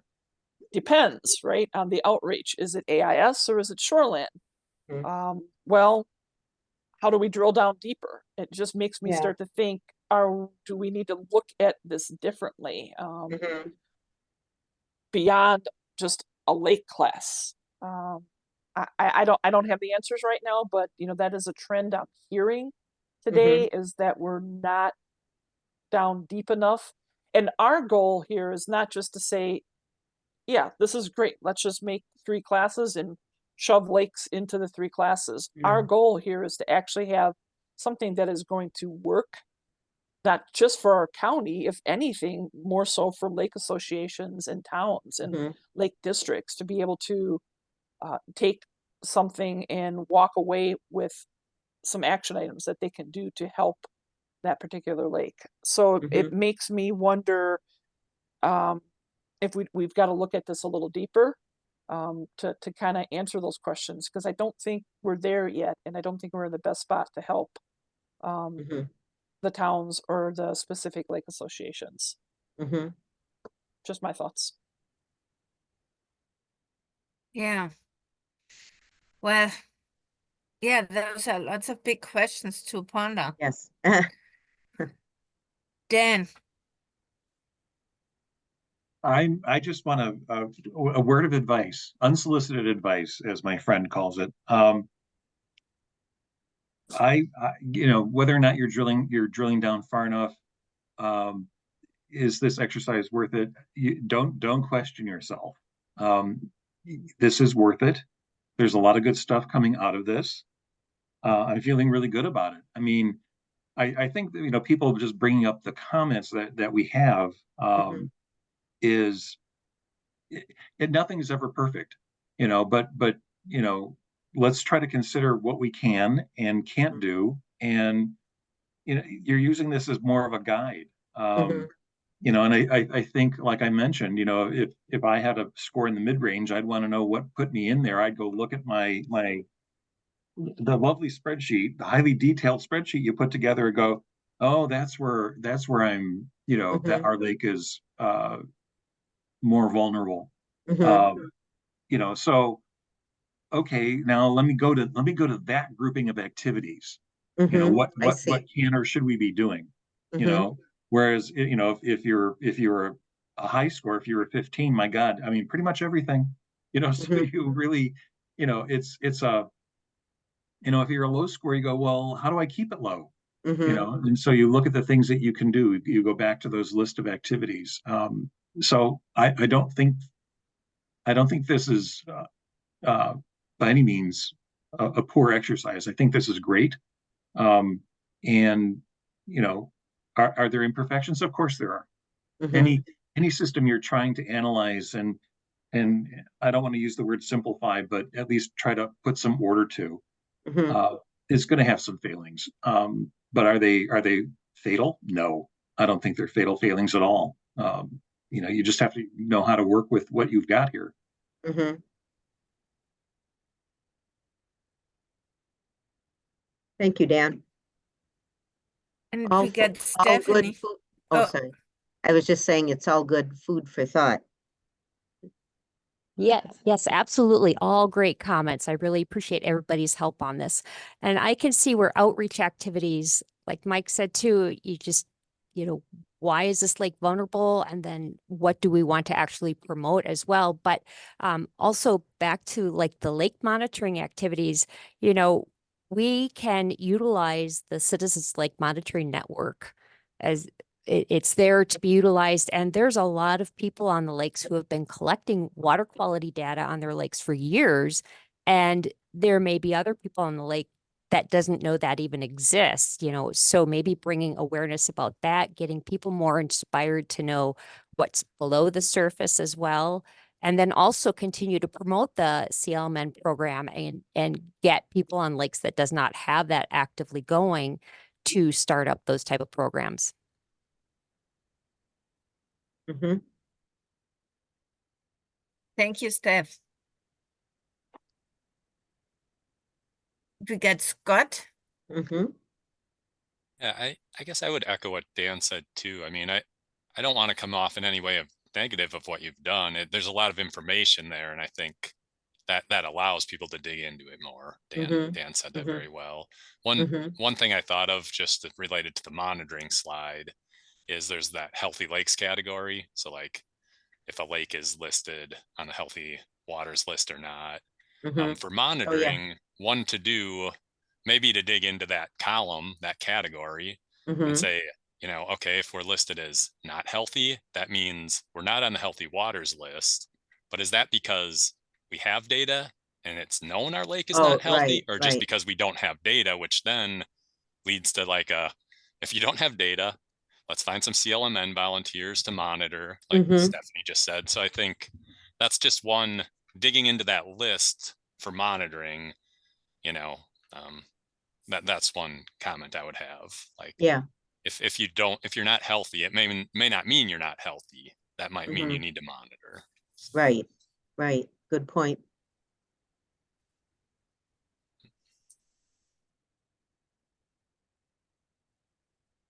Okay.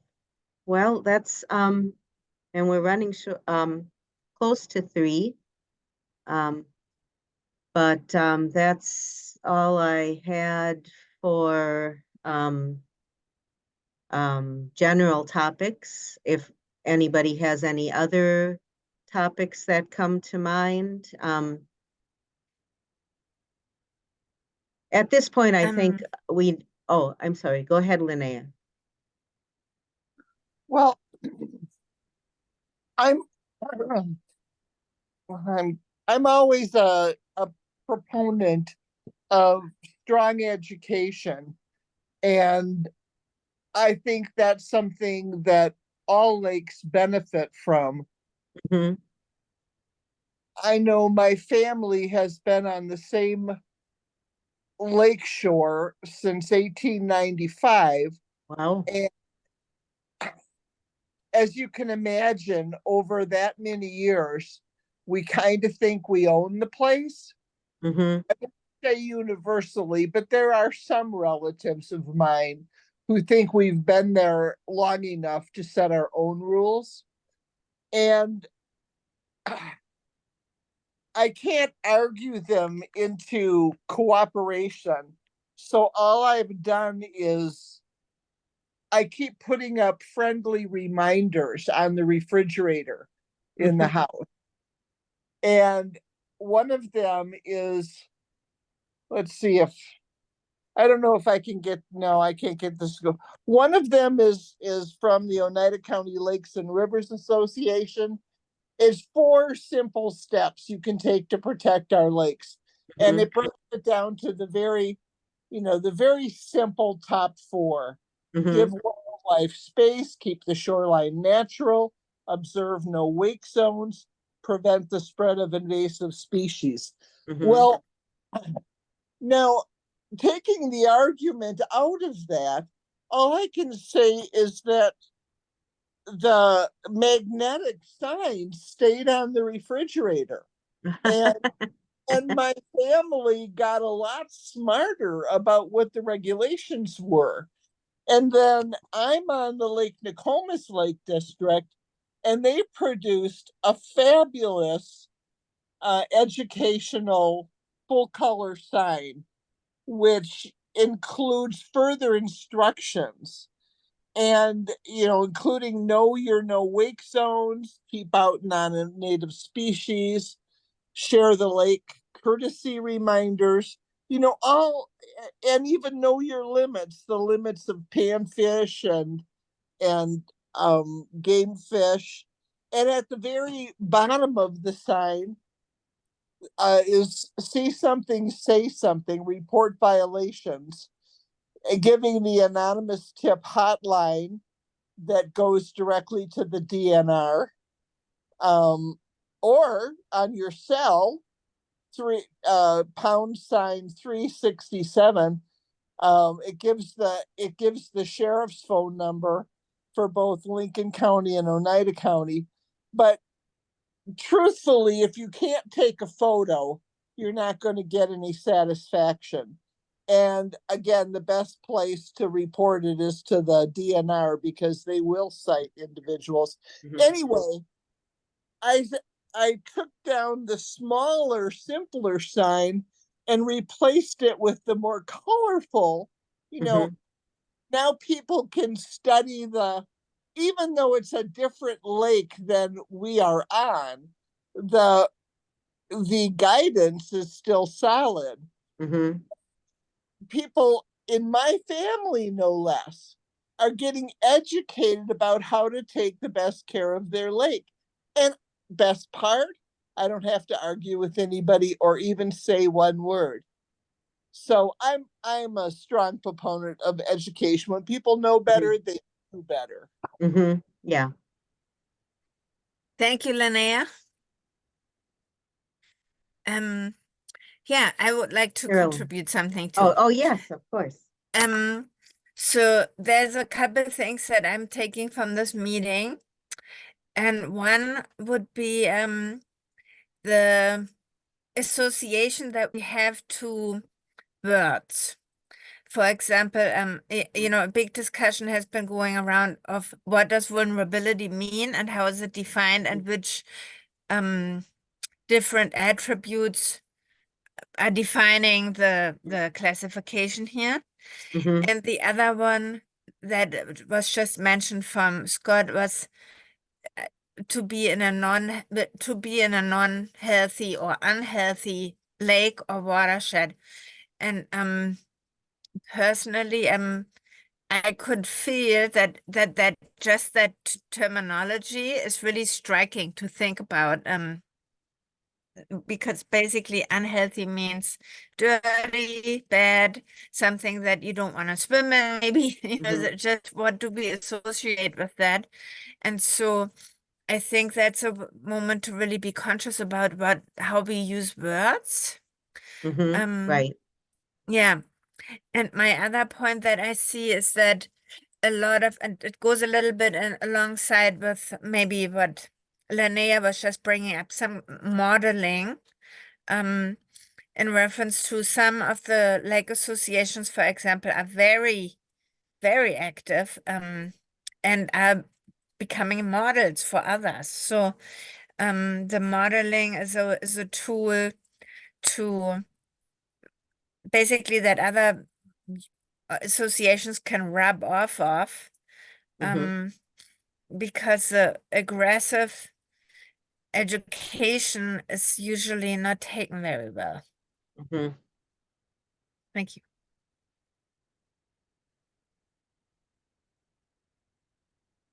Carolyn.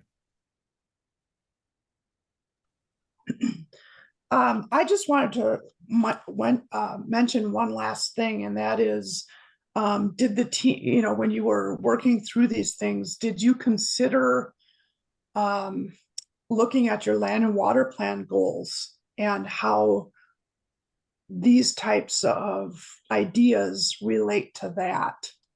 Because ultimately, you want to be able to accomplish what you set out as priorities in your land and water plan. Just a thought. Yeah, that's a good point. It might help, I guess, to maybe define or redefine how you're going to do, you know, your actions based on vulnerabilities.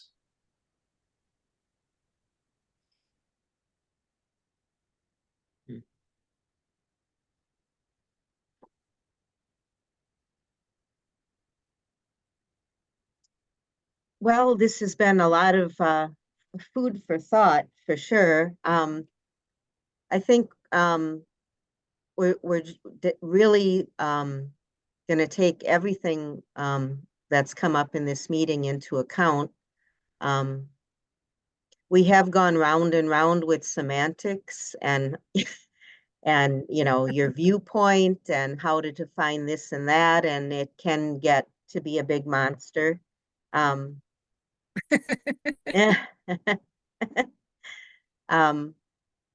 So next steps, I guess, are just to take all of this into account is better than what I had foreseen or projected. And then we do want to, I think we're definitely going to be looking at development density by some level of assessment for these lakes. And then ask ourselves if we're addressing climate change issues.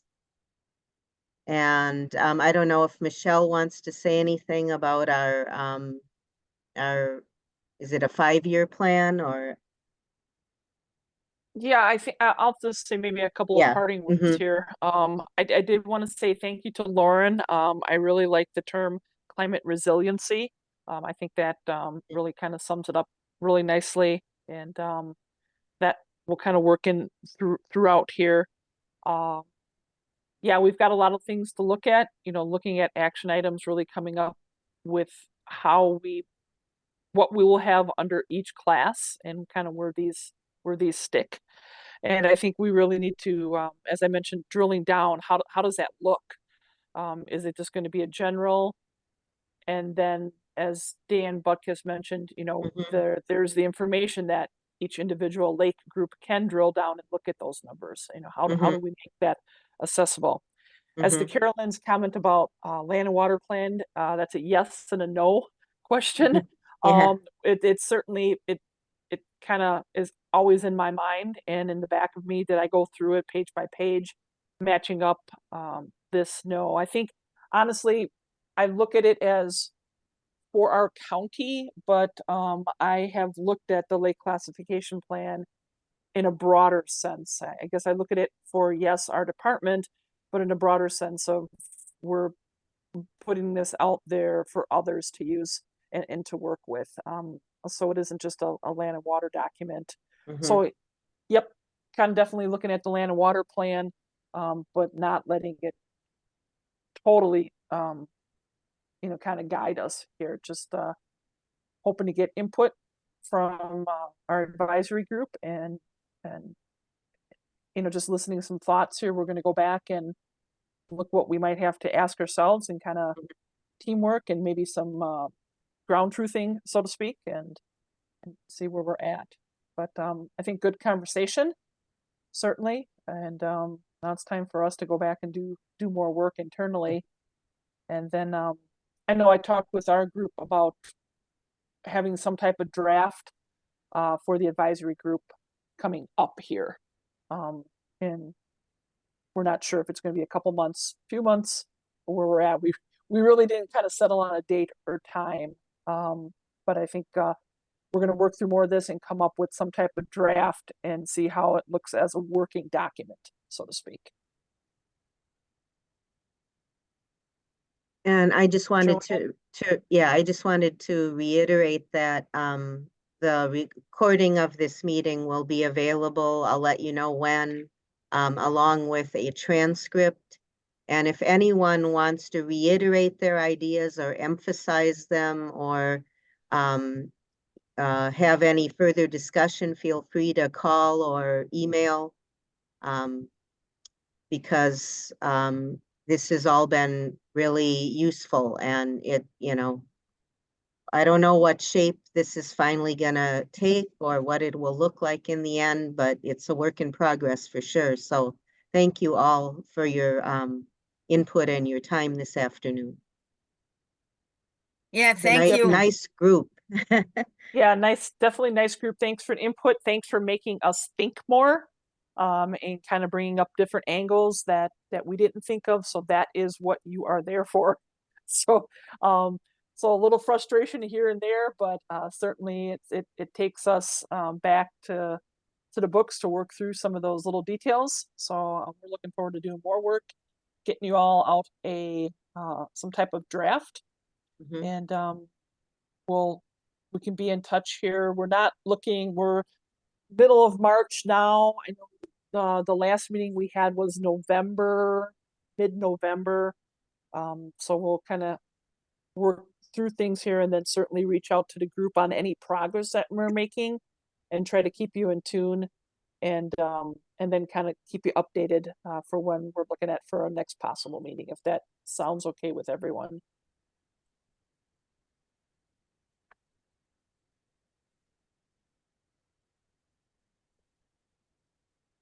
Okay, maybe any final comments or direction for us? Thank you.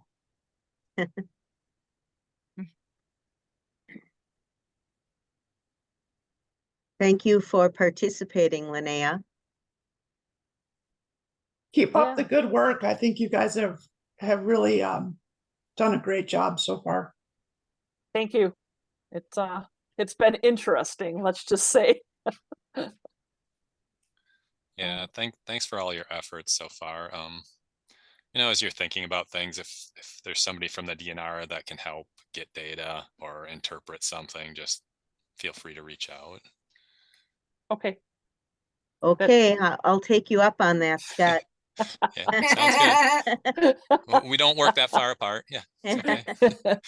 I'll be lurking outside your office one afternoon. Lurking, no less. Yes, I love that word, lurking. Yeah. I want to say thank you to everybody. This has been a really great 2 meetings. I honestly, hopefully you're not taking my comments as being negatively critical. They're not. It's just I'm trying to work through this in my own head as well and make sense of it. So yeah, I think it's been all been great. And I look forward to the finished product. I really do. Thanks, Dan. I know we started thinking like back engineering here, like getting to the final project and kind of looking backwards, and thanks for your comments too, where I think we need to insert ourselves into a lake association, and look at it from that angle at the final product and then work backwards too. I think that'll be very helpful as well. So that's thanks for the tip. We're going to go that route a little bit here too, to kind of look at it at a different angle. Well, I think that was the whole idea. When you're bringing you're bringing DNR, county people, lake associations, lake districts involved, to get different perspectives, and that's all important. Right. Yeah, so thank you. And I think that's all I have, unless my team has something else. I think I'm good at my end. Any last parting comments from anybody? Yes, your photography behind you is outstanding. That's Stephanie's. Well, it is outstanding. It is, isn't it? It's a beautiful photo. And the question is she referring to the slide or to Michelle's Aurora photography? Oh, I'm not sure. The Aurora photography. Oh, I I'm have sorry. I'm sorry. Yeah. Thanks, Linnea. I've got to put it there when I can. Yeah. Yes. Just a really quick closing thought too, echoing Scott's offer to help with any data requests, and just again, thanks for your patience with the viewer for the Healthy Watersheds program. And now that it's up and running, I know we've already been talking, Joanne and Michelle, but please don't hesitate to reach out. There's a lot of data to take through on our end. Yeah. So if there's ways that I can guide you through that, and this was a really helpful discussion. I already have ideas in my head of where we could, to echo that term, drill down. Yeah. So again, I look forward to discussing that with you more. And I think we can think about how that data can be more useful for you. So thanks again for your patience. Thanks, Lauren. Thank you, Lauren. Thank you. Okay. Well, then we will see each other again soon. Yes. Yep, be looking for email updates, and then we'll get the group back together here when we get enough to give the group, so to speak. Thanks, Thank you, everybody. Good everyone. meeting. Thanks, everybody. Bye. Bye. Bye. Thank you. Until next time.